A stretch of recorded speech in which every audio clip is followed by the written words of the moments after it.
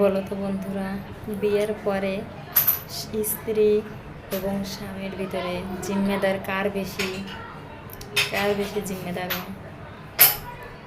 অনেকে বন্ধুরা বলবে যে স্ত্রী, কেননা স্ত্রী ঘর সামলাবে আর শ্বশুর শাশুড়ি থাকবে, তাদের দেখাশোনা করবে।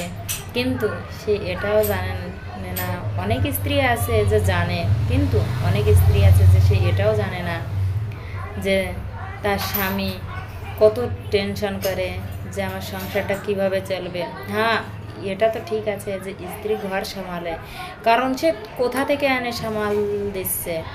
যখন স্বামীর রোজগার থাকবে না, তখন স্ত্রীর কোনো সামাল নাকি ক্ষমতাই থাকবে না।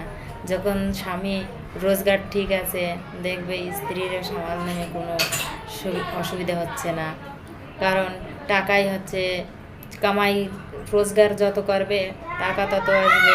টাকা নেই কিন্তু সামাল নেমে মুশকিল হয়ে যাবে। এই কারণে একটা স্ত্রী বিয়ের পরে তার কসমেটিক আছে, তার কাপড় চোপড়, তার খাবার দাবার, সব কিছুর খেয়াল কিন্তু একটা স্বামীই রাখে। এ কারণে স্বামীর জিম্মেদারটা বেশি।